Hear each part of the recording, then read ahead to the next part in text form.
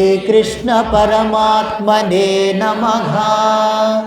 अथ तृतीयोऽध्यायः कर्मयोगः। अर्जुन उवाच जायसि चेत् कर्मणस्ते जनार्दन तत्किं कर्मणि घोरे मां नियोजयसि केशव। व्यामिश्रेणेव वाक्येन बुद्धिं मोहयसीव मे। तदेकं वद निश्चित्य येन श्रेयोऽहमाप्नुयाम्। श्रीभगवानुवाच द्विविधा निष्ठा पुरा प्रोक्ता मया नघ। ज्ञानयोगेन साङ्ख्यानां कर्मयोगेन योगिनां। न कर्मणामनारम्भात् नैष्कर्म्यं पुरुषोऽश्नुते। न च सन्न्यसनादेव सिद्धिं समधिगच्छति। न हि कश्चित् क्षणमपि जातु तिष्ठत्य कर्मकृत्। कार्यते यवशः कर्म सर्वः प्रकृतिजैर्गुणैः। कर्मेन्द्रियाणि संयम्य य आस्ते मनसा स्मरन्।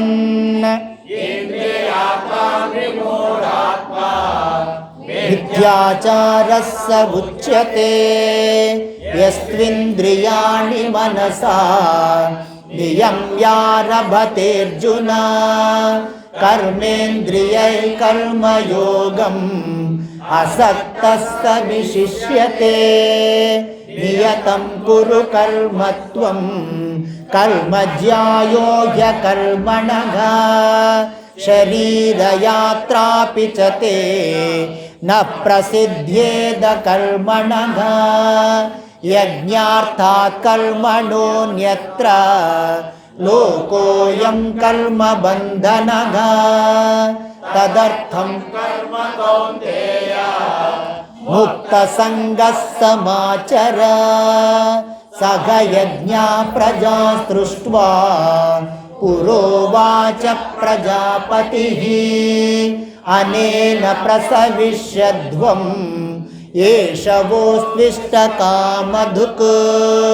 देवान् भावयतानेन ते देवा भावयन्तु वः।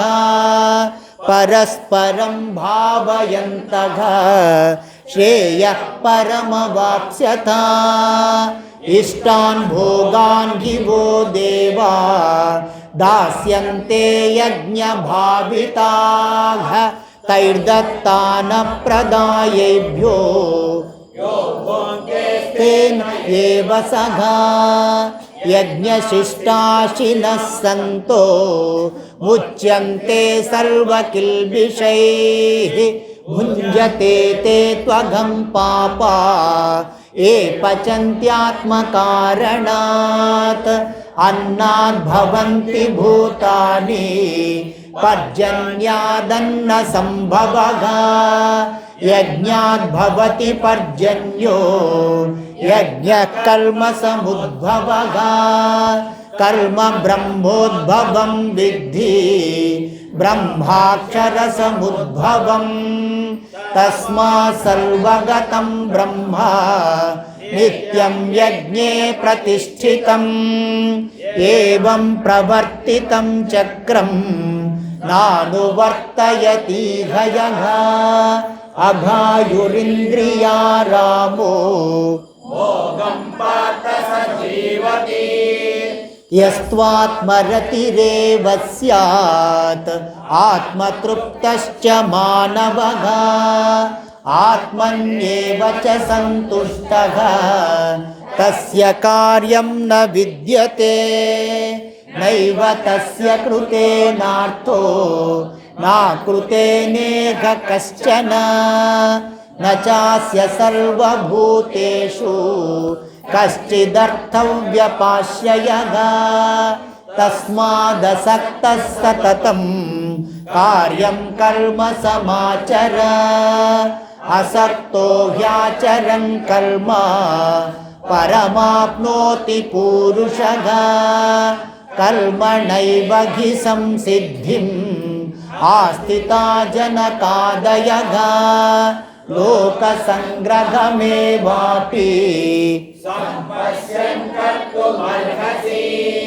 यद्यदाचरति श्रेष्ठः तत्तदेवेतरो जनः स यत्प्रमाणं कुरुते लोकस्तदनुवर्तते न मे पार्थास्ति कर्तव्यं त्रिषु लोकेषु किञ्चन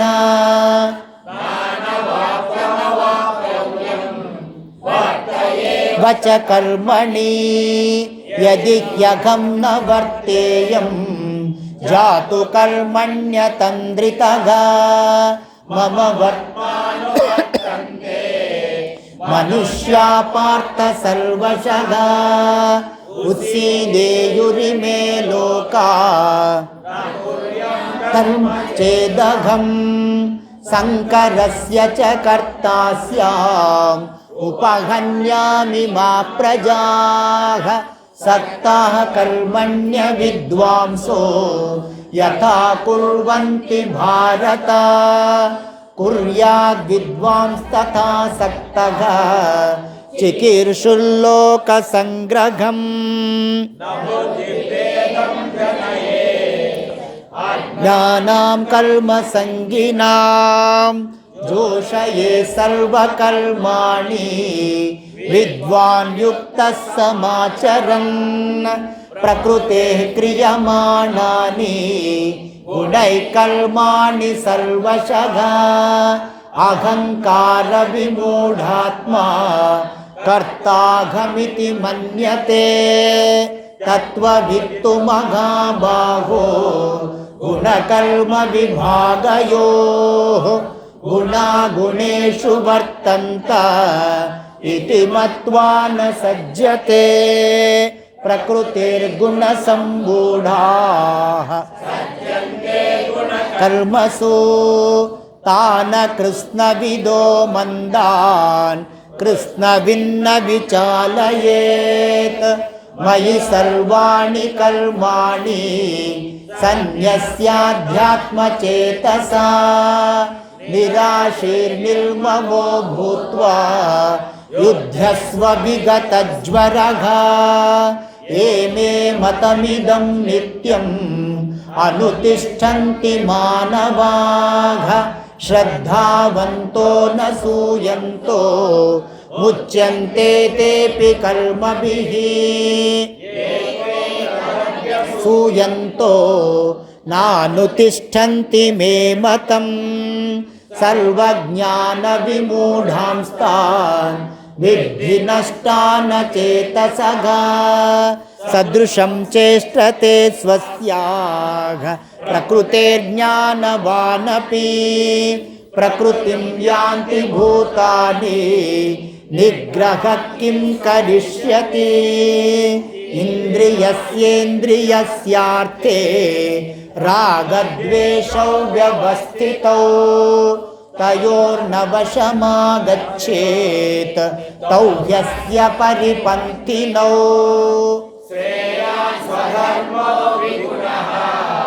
परधर्मा स्वनुष्ठितात् स्वधर्मे निधनं श्रेयः परधर्मो भयावहः अर्जुन उवाच अथ केन प्रयुक्तोऽयं पापं चरति पूरुषः अनिच्छन्नपि वार्ष्णेय बलादिव नियोजितः काम एष क्रोध एष रजोगुणसमुद्भवः महाशनो महापाप्मा विद्येनमिह वैरिणम् धूमेनाव्रियते वह्निः यथादर्शो मलेन च यतोल्बेनावृतो गर्भः तथा तेनेदमावृतम् आवृतं ज्ञानमेतेन ज्ञानिनो नित्यवैरिणा कामरूपेण कौन्तेय प्रेणानलेन च इन्द्रियाणि मनोबुद्धिः अस्याधिष्ठानमुच्यते एतैर्विमोहयत्येष ज्ञानमावृत्य देहिनं तस्मात् त्वमिन्द्रियाण्यादौ पाप्मानं प्रजहिह्येनं ज्ञानविज्ञाननाशनम् इन्द्रियाणि पराण्याहुः इन्द्रियेभ्यः परं मनः मनसस्तु परं बुद्धिः यो बुद्धे परतस्तु सगा एवं बुद्धे परं बुद्ध्वा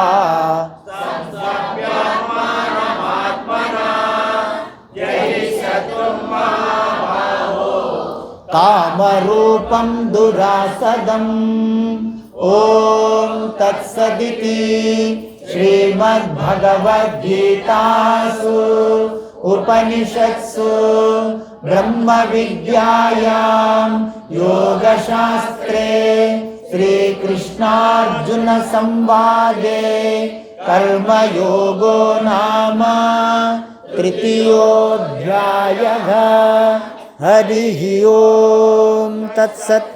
श्रीकृष्णार्पणमस्तु।